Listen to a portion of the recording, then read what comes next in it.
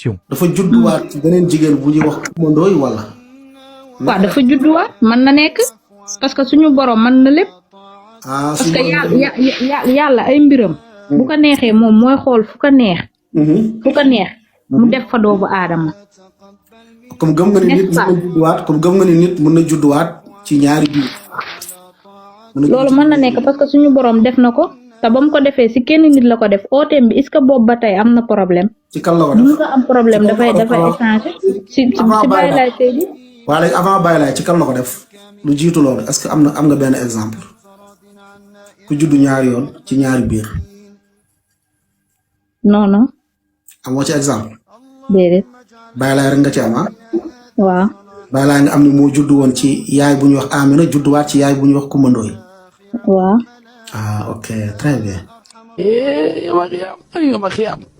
histoire Richard Braque Bébé Aïto moo njëkk a wax ni nit dina juddu ci ñaari biir. ok léegi muy benn nit muy Baye Laye Seydi moom laa la wax muy benn nit. léegi muy Baye Laye Seydi Alassane. ok léegi dama la laaj da nga ne yonente bi moo nekkaat Baye Laye boo ne nit moo nekkaat diw dafa war a yor melokaanam man lii laa la laaj yonente bi nga ne moo nekkaat Baye Laye yonente bi ñëpp ko gëm ci adduna bi léegi dama ne la Baye Laye yonente bi xam nga ci arabe lañ ko yónni woon ku ñu yónni woon ci arabe yi nga ne moo nekkaat Baye Laye ban arabe moo gëm Baye Laye léegi dama bëgg nga indi misaal adduna bi à part Sénégal yonente boo xam ne ñu ëpp ci Sénégalais sax gëmuñu ko Mouhamad boo xam ne nga ne Baye Laye moo nekkaat Mouhamad boo xam ne ñu ëpp ci Sénégalais gëmuñu ko 90% Sénégalais gëmuñu ko damay laaj Sénégal ñu ëpp Mouhamad ñoo ëpp wala nga ne Sénégal ñu gëm Mouhamad ñoo ëpp wala ñi gëm Mouhamad moo ëpp Sénégal ñoo ëpp biir Sénégal wala moo ëpp kay léegi Mouhamad bi nga ne moo nekkaat Baye Laye boobu ñu ko gëm ci Sénégal ñoo ëpp wala ñoo gën a néew moo gën a bari ñoo gën a bari waaw soxna sa diggante ak yow moo gën a bari laa ilaaha illallaah Baye Laye neexut a gëm parce que xam la moo tax neexut a gëm nit ku ñuul si boppam dafa xeeb boppam moo tax Baye Laye neexut a gëm parce que deret noir bi mu yor moo tax neexut a gëm. waaw defal ndànk yow da ngaa gëm na ne tey Baye Laye moom mooy Yonent bi sallallahu alayhi wasallam yow loolu nga gëm moom la Cheikh bi laaj sànq waaw bu fekkee ne gëm nga loolu yow gëm nga ne man mii toog nii man Yunus mii man mii toog man maay Michael Jackson gëm nga lool. kan yow. waaw ndax yaay maa boo amee foo ko teg mën naa laa gëm ah. déedéet. point départ rek boo amee foo ko teg Baye Laye bu ñëwee dafa am fu mu ko teg ñu gëm ko. man maay Michael Jackson. waaw amal foo ko teg ma nangul la ko. Baye Laye bu ñëwee daa am fu mu ko teg ñu nangul ko.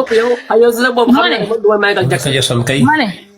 ma ne wax ji lan la ku gëm ah Baye Laye mooy Rasulullah ku gëmul Baye Laye mooy Rasulullah ku nekk na nga yem ci li boo gëmee baax na boo gëmul baax na ñun gëm nañ ne Baye Laye mooy Rasulullah te duñ si musa am gàcce parce que ba mu ootee ba tey wooteem baa ngi biir di dem te du musa fay te ba ilaa yow mi di du musa fay fii kenn musa toog am fit ne man maay Seydina Muhammad musul am si àdduna te du musa am ba àdduna ji jeex am ba tey Bébé Aïta balaa ngay dem sànq da nga duural Yonent bi sallallahu alayhi wa sallam moytu loolu mooy da nga sosol Yonent bi sallallahu alayhi wa sallam ne Yonent bi moom moo wax day ñëwaat ginnaawam nga sosol ko sos yu garaaw sos yooyu nga ko sosol noonu tey mën na laa dugal safara nga moytu ko nag bu fekkee yaa ngi déglu live bi yow da ngaa sosol Yonent bi sallallahu alayhi wa sallam ay duural yu garaaw yu nga xam ne si Yonent bi sallallahu alayhi wa sallam waxu ko